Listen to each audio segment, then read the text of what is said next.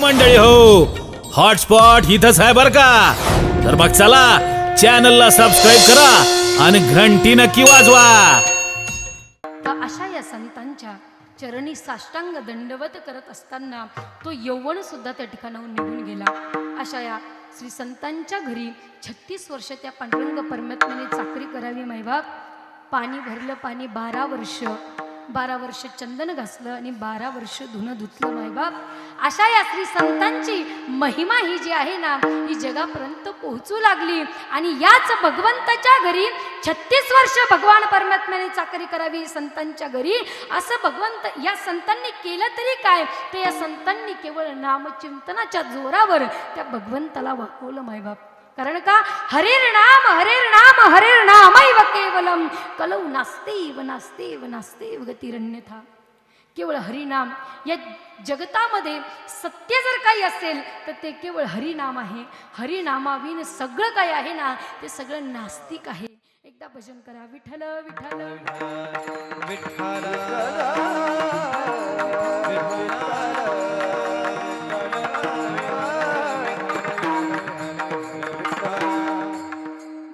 असे भगवंताचे अनेक भक्त झाले की ज्यांनी नामाच्या जोरावर त्या पांडुरंग परमात्म्याला वाकवलं. ज्यावेळेस बाणाच्या शय्येवर भीष्म पितामहा ज्यावेळेस झोपलेले होते आणि 5ही पांडव भगवंताला घेऊन भीष्म पितामहांकडे गेले. तुम्हाला माझी भाषा कळतीये ना, फार वाकडे तिकडे होत आहे. हां, माझ्याकडून तुम्ही विनोदाची शैली होईल असं अपेक्षा ठेवूच नका, कारण कीर्तन म्हणजे विनोद नाहीच आहे. हा, हास्यरस, रौद्ररस, अनेक प्रकारचे रस, 9 रस आहेत. पण त्याच्यामध्ये कसा व्हावा हास्यरस, तोही शास्त्राला लागून व्हावा. तर त्याच्यामध्ये कीर्तनाला तेवढी मर्यादा आहे मायबाप. म्हणून तुम्ही हे विसरून जा की आपल्याला फार खळखळून हसायला भेटेल, कारण कीर्तन म्हणजे हास्य प्रकार नाही आहे की नाही. मग त्याच्यामध्ये आपण कॉमेडी वगैरे सिरियल वगैरे पाहू शकतो.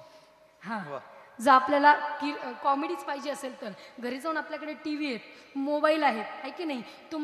आमच्याकडूनच ही चुकी झालेली आहे की तुम्हाला विनोदाची शैली आम्ही लावून ठेवली आणि त्याचा जी सवय झाली ना, आमच्याकडूनच ती सवय झालेली आहे. म्हणून माफ करा मायबाप. एकदा भजन करा. विठ्ठल विठ्ठल विठ्ठल विठ्ठल विठ्ठल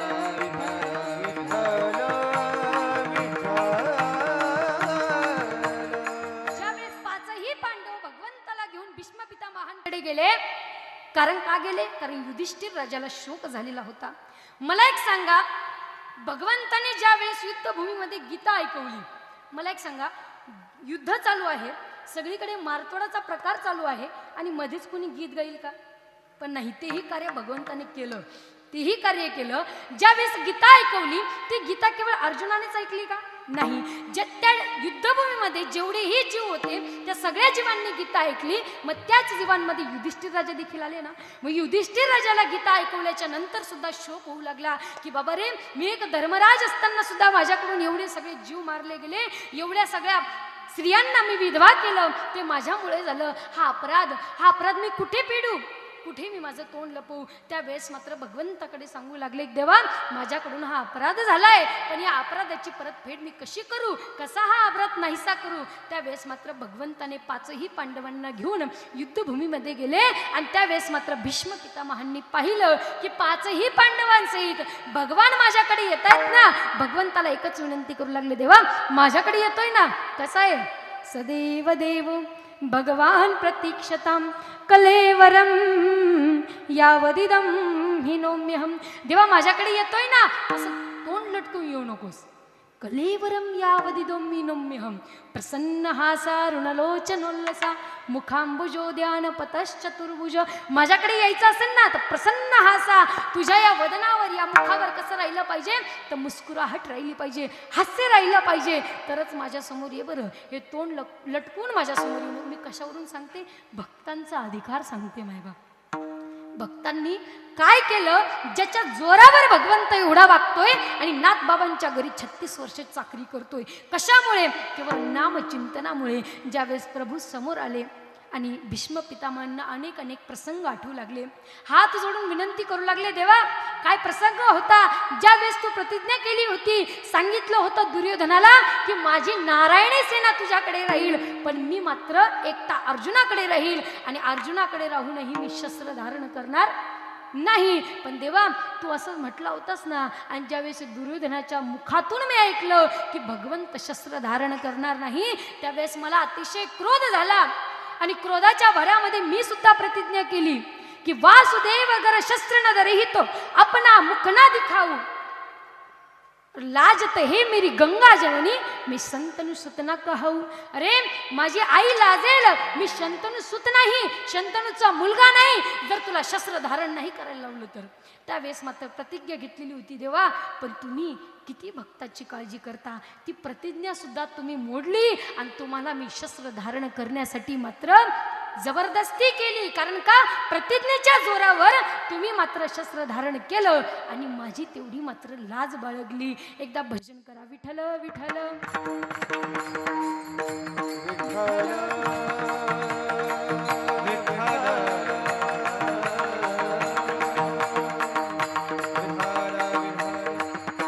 त्यावेळेस मात्र भीष्म पितामहांनी सांगितल्याच्या नंतर पितामहांनी सांगितलं, देवा काय विनंती करण्यासाठी आलात सांगा ना. त्यावेळेस मात्र सांगितलं की या युधिष्ठिर राजाला शोक झालाय, शोक झालाय. अरे साक्षात भगवान पांडुरंग परमात्मा समोर असताना, भगवान श्रीकृष्ण समोर असताना तुला माझ्याकडे येऊन विचारायची काय गरज आहे. त्यावेळेस मात्र 5 धर्मांचं उपदेश भीष्म पितामहांनी दिलेला आहे. एक म्हणजे दान धर्म, दान धर्मान राजधर्मान मोक्ष धर्मान विभागशा श्री धर्मान भागवत धर्मान समासव्यास योगतः. पहिला उपदेश दिला तो म्हणजे दान धर्माचा. मी कशावरून सांगते, कारण या ठिकाणी दान धर्माची अतिशय गरज आहे सध्याला. हां, म्हणून दान कुठे करावं, ज्या ठिकाणी सतपात्र आहे, जे दान केल्याच्या नंतर तुम्ही जर 5 पैसे या सप्ताहाला दिले ना तर ते 5 पैसे तुमचे वाया नाही जाणार. ते कुपात्र नाहीये, तर हे सतपात्र आहे आणि अशा या सत्पात्रात जर दान केलं तर ते चांगल्या याच्याला लागेल, ते भगवंताच्या मार्गाला लागेल. म्हणून तुमचं दान केलेलं सुद्धा वाया जाऊ शकत नाही. म्हणून दान धर्म सत्पात्र दानाश्च भवेद धनाढ्यो. आणि तुम्ही जर अशा ठिकाणी दान दिले ना तर शास्त्रकार वर्णन करतात तुम्ही पुढच्या जन्मी तुम्ही काय व्हाल, धनाढ्य व्हाल, धनी व्हाल, श्रीमंत व्हाल. म्हणून सत्पात्र दानाश्च भवेद धनाढ्यो. दानही तिथेच करावं, अशाच ठिकाणी करावं जिथे सतपात्र आहे. आणि अशा सत्पात्रात दान केल्याच्या नंतर व्यक्ती पुढच्या जन्मी धनाढ्य होत असतो, श्रीमंत होत असतो. म्हणून धनाढ्य दानाश्च भवेद दरिद्रो भवेद. आणि जर त्यांनी धनी झाला तर तो दरिद्र होण्याचं काही काम राहत नाही. म्हणून आणि तो धनी झाल्याच्या नंतर तो सत्पात्र ठिकाणी दान करतो, तो पुण्य कमवतो आणि त्याच पुण्याच्या बळावर तो पुन्हा स्वर्गाला जातो. स्वर्गात जर गेला तर अनेक प्रकारचे सुख त्याला भोगायला भेटत असतात. म्हणून दान करावं. एकदा भजन करा, विठ्ठल विठ्ठल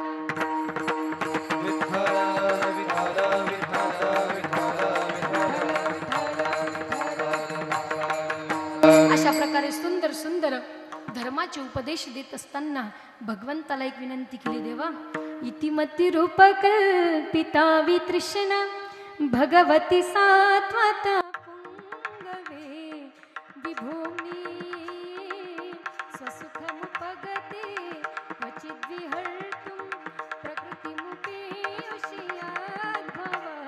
प्रवाह. देवा माझी एक विनंती आहे, हे ठिकाणी आलात ना तर माझी ही जी मती आहे ना, हे जे मन आहे, हे बघा माणसाचं हृदय कुठे दिलंय, आपलं शरीर माहिती ना तुम्हाला, प्रत्येकाचं शरीर प्रत्येकाला माहिती. माझी भाषा कळती, माना तर हलवा कमीत कमी. तुम्ही फलाहार करून आलात, मी जरी नाही केलेला पण तुम्ही केलाय ना, मग माझी भाषा कळती. कमीत कमी हा नाही म्हणतायत तर माना तरी हलवावे. हा, एकदा भजन करा, विठ्ठल विठ्ठल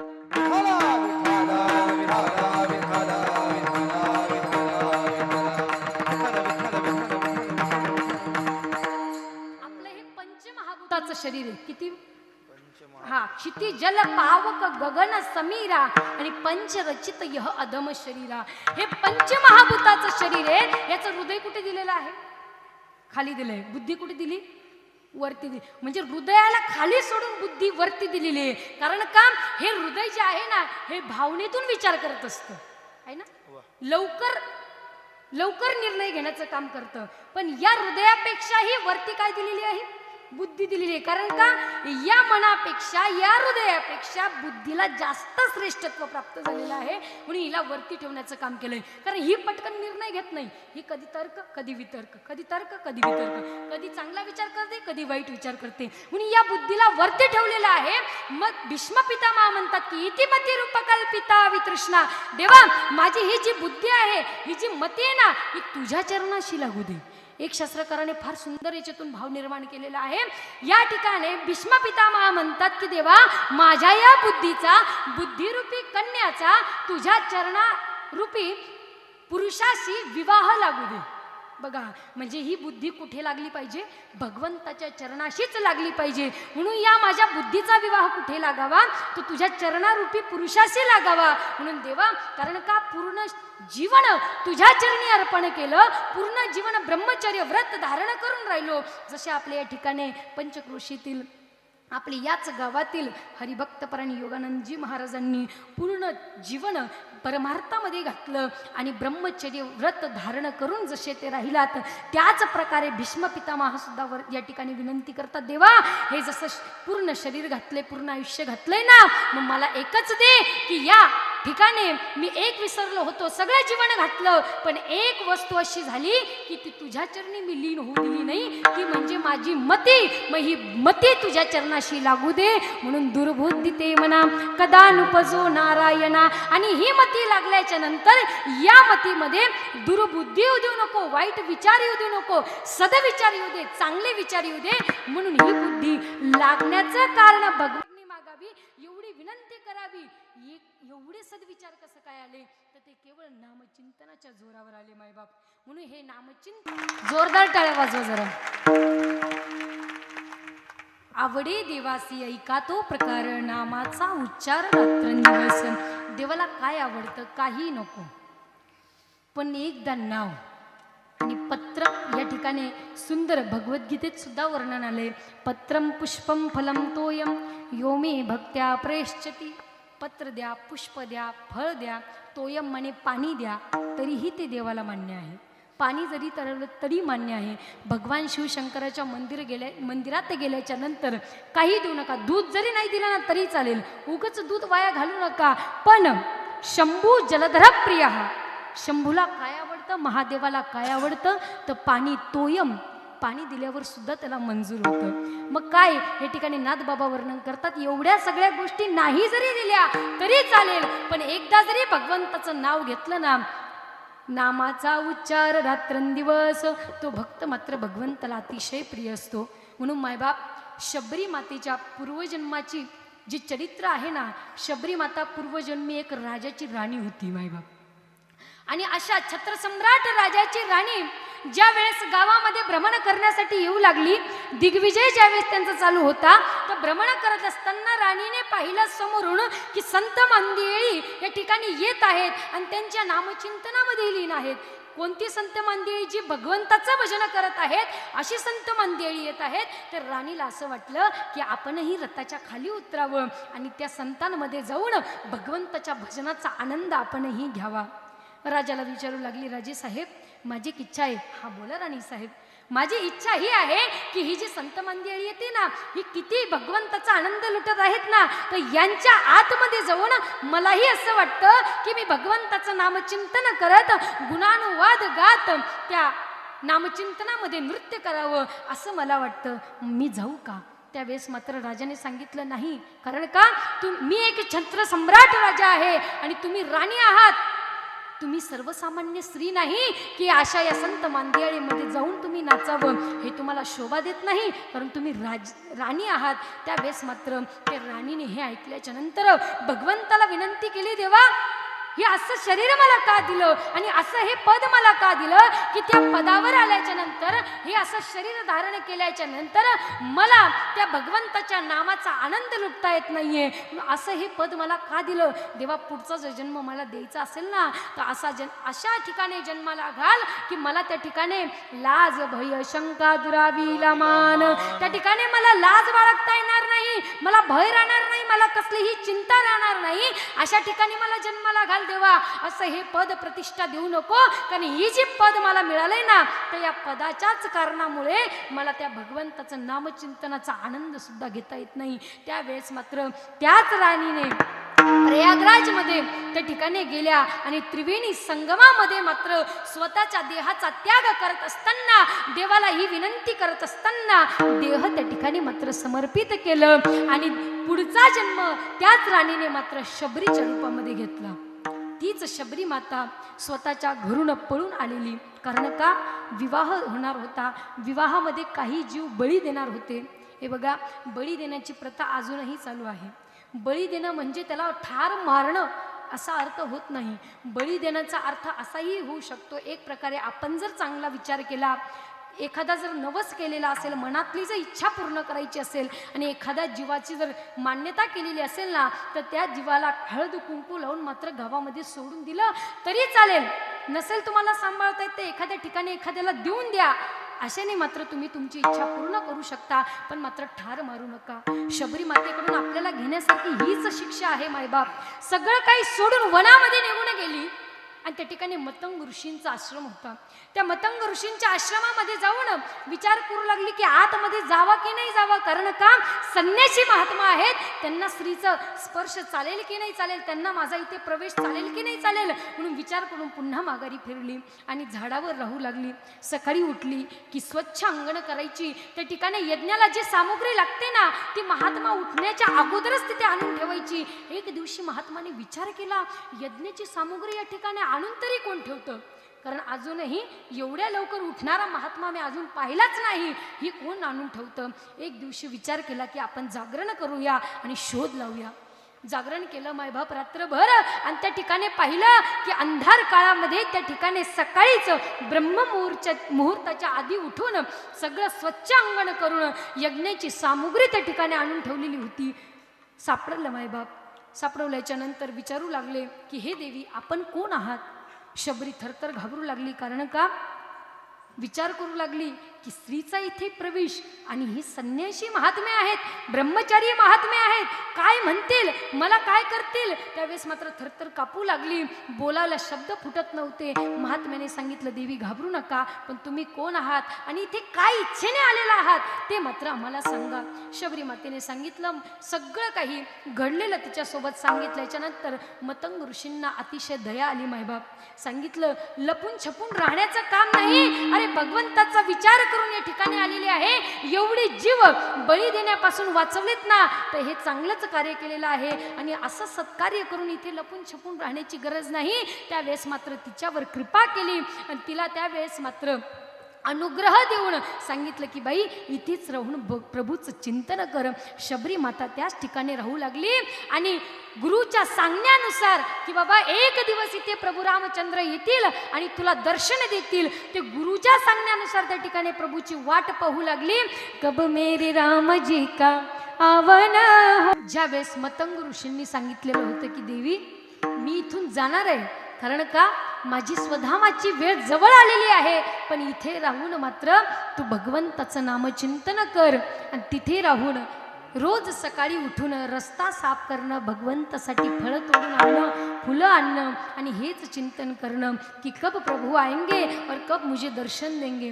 आएंगे प्रभु राम जी तो आसन पे बिठाऊंगी, मीठे मीठे बेर अपने हाथों से खिलाऊंगी, साथ साथ लखन जी का दर्शन होगा, मेरे प्यारे नयनों का दर्शन होगा, जब मेरे राम जी का आवन होगा. मायबाप हे भक्ताचं प्रेम आहे, जे भगवंताविषयी आहे. प्रेमाची व्याख्या फार वेगळी आहे. प्रेमाची जी परिभाषा आहे ना ती भक्त आणि भगवंताची फार वेगळी आहे. आत्ताच्या काळामध्ये आम्ही सगळ्यांनी वेगळी केली ती गोष्ट वेगळी आहे, पण ही जी व्याख्या आहे ना ती गोपींनी सुद्धा सांगितलेली आहे बरं का. एका ठिकाणी कवी फार सुंदर वर्णन करतो. मैं तो नाचूंगी सावरिया मैं देखो जिस और सखी रे मैं देखो जिस और सखी रे सामने मेरे सावरिया सामने मेरे सावरिया मैं तो नाचू तत्सुखी सुखित्वम. ज्या भगवंतावर जो भक्त प्रेम करत असतो ना तो भक्त स्वतःचा विचार नाही करत. तत्सुखी सुखित्वम, त्या भगवंताचंच चांगलं व्हावं, त्याच भगवंताचं कल्याण व्हावं, ज्या भगवंताला आपण प्रसन्न करावं त्या भगवंताचा विचार करीत असतानाच तो भक्त हे सगळं कार्य करत असतो मायबाप. म्हणून त्या भगवंतावर प्रेम करून त्या भगवंताला आपलंसं करून मात्र शबरी माता रोज उठून हेच कार्य करायची की कधी माझे प्रभू येतील आणि कधी मला दर्शन देतील. त्यावेळेस मात्र भजन चिंतन करत असताना आणि स्वतःचे डोळे लावलेले समाधीस्थ अवस्थेमध्ये शबरी माता आणि अशाच वेळेस मात्र प्रभू रामचंद्रजी आणि लक्ष्मण दादांचं त्या ठिकाणी आगमन झालं आणि लक्ष्मणाने पाहिलं की शबरी माता समाधीस्थ अवस्थेमध्ये आहेत. आता मात्र प्रभू जर जातील तर त्यांचं ही स्वागत सत्कार कशी करेल. आणि त्यावेळेस मात्र लक्ष्मण दादांना सांगितलं गप्प बसा. प्रभू पुढे गेले, मस्तकावर हात ठेवला, सांगितलं माता शांत हो. आत्तापर्यंत हजारो वर्ष तू माझी वाट बघितली. अरे इतकी वाट माझ्या 3 मातांनी सुद्धा पाहिली नाही. केवळ 14 वर्ष त्यांनी वाट पाहिली, पण तू मात्र हजारो वर्षी माझी वाट पाहिली ना. आता मात्र तू माझ्यासाठी करू नको, मला तुझ्यासाठी करू दे. सांगण्याचं तात्पर्य कशावरून.